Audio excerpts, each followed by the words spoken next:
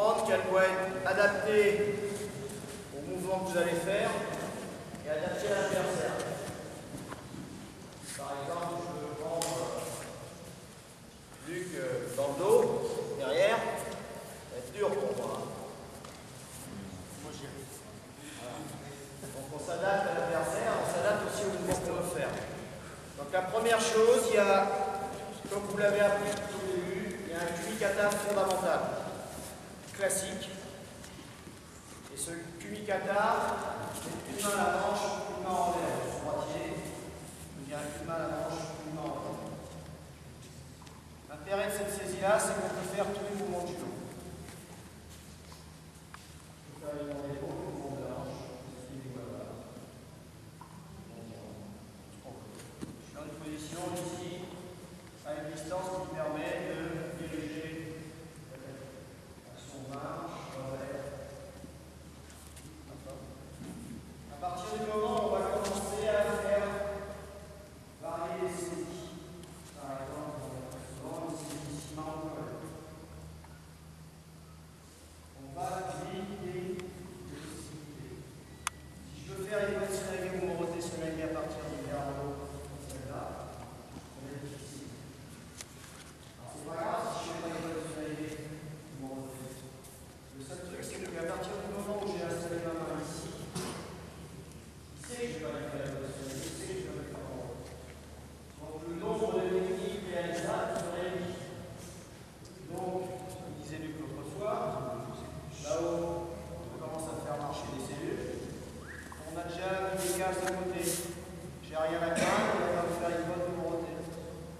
Donc on donne à travers le saisie des informations. Et le but du jeu, c'est de donner le moins d'informations possible. C'est pour ça que le kumikata fondamental, classique, c'est la meilleure solution.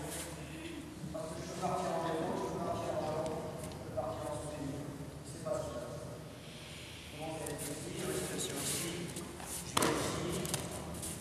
Le secteur à la ligne, c'est le lit. Plus ça décrit, plus ça sert. Ça, c'est une première chose sur la saisie. Si vous arrivez à pratiquer le jeu avec une main en l'air et une main à la manche, vous pourrez tomber plus souvent parce que vous avez beaucoup plus de solutions. Maintenant, quand on arrive à un niveau un peu plus élevé dans la compétition, la saisie fondamentale ne suffit pas quelquefois. Parce qu'en fonction de l'adversaire, parce qu'en fonction des techniques que je fais le mieux, j'ai du mal à lancer un Ushimata avec un coup et en pêchant ici, et je suis plus à l'aise en saisissant ici, parce que là je suis plus efficace, oui, on va changer les saisies. Mais je vous conseille surtout pour les plus jeunes de rester dans le travail d'Ushikomi et dans le travail de randonnée, une main à la manche, une main en haut. Et là on peut tout faire. D'accord ? On va travailler cet après-midi sur des situations de saisie. Première chose simple, c'est droitier-droitier. Je vois les droitiers, je suis droitier. Dans une position fondamentale comme celle-là, si je veux pouvoir travailler et être en position de force sur lui, que lui il a la même saisie que moi, qu'on est dans le même tempo, on est à égalité. Et donc, un des jeux les plus intéressants dans le kumikata, c'est d'avoir un temps d'avance sur l'autre. Ça fonctionne comme aux échecs. Il faut toujours avoir les blancs. Donc si on a saisi tous les deux, qu'on a l'initiative, voilà, qu'on est à égalité, les deux vont pouvoir travailler et on risque d'avoir une situation qui s'équilibre, ce qu'on voit très souvent avec des gens qui attendent, qui préparent, et rien ne se déclenche. Donc là on va avoir quelques petits trucs pour essayer d'avoir un temps d'avance. Le premier très très simple, c'est pour avoir un temps d'avance qui n'est pas les deux mains installées. Donc le premier très très simple ici va consister à faire lâcher les revers. Là j'ai deux mains placées, il en accumule. Et à partir de là, lui il va se réinstaller. Et au moment où il se réinstalle, je crée des équilibres j'attaque. Il est installé au revers, je suis à la manche, à partir de là, je fais lâcher et j'attaque. Chose simple.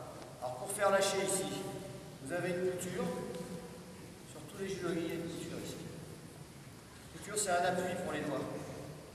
C'est beaucoup plus facile que sur des toile tendue où il n'y a pas d'accrochage. Ici, on utilise la couture et on ferme en tournant le poignet. Et à partir de là, on voit l'avant-bras du partenaire apparaître. Et à partir du moment où on voit l'avant-bras, c'est qu'on contrôle le ventre. À partir de là, on peut avoir une action sur la manche pour dériver. Donc on va commencer par un exercice très simple comme ça. On se déplace. Hop, je fais lâcher. On fait lâcher. Je repars. Hop, juste ça. Alors, même chose. Faites lâcher au bon moment. Si c'est au moment où il est en position de force avec sa main sur le revers, ça ne va pas marcher. Faites-le lâcher au moment où il a un petit peu lâché. Il vient de saisir.